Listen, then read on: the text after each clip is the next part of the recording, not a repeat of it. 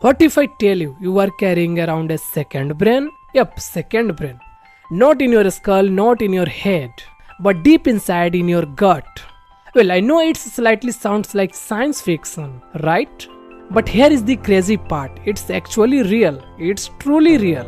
Right now, inside your body, there is a hidden network of more than 500 million neurons. 500 millions. That's more neurons than many animals have in their entire nervous system. Now think about that for a second. Why would your gut need something that powerful? What is it actually doing down there? Alright, now you are probably wondering how any of this is possible, and you look curious enough to knowing this. For decades, scientists believed the brain controlled everything. Your thoughts, your emotions, your decisions, everything. But then they discovered something strange, something super interesting. They found our digestive system has its own nervous system, a massive network of neurons running from your esophagus all the way down to your intestines. Scientists call it the enteric nervous system.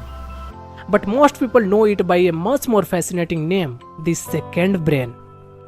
Now here is where things get really weird. The second brain does not just help digest food. It's constantly talking to the brain inside your skull.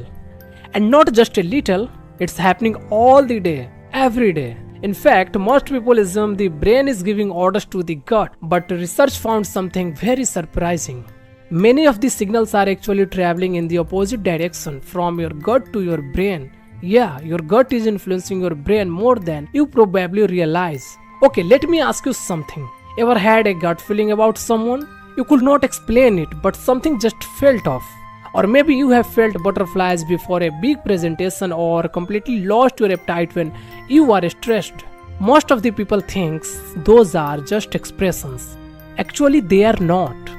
They are signs that your two brains are communicating. Scientists discovered that around 90% of your body's serotonin, the chemical linked to your happiness and mood, it produced in your gut, not in your brain.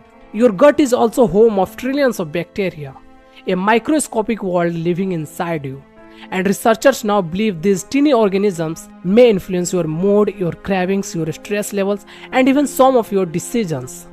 So the next time you get a strange feeling you can't explain, or your gut tells you something is not right, don't ignore it too quickly, because the voice in your head might not be the only voice speaking. Hidden inside your body, there may be a second brain, and it's quietly helping shape the way you think, you feel, and experience the world. So now let me ask you something even more interesting.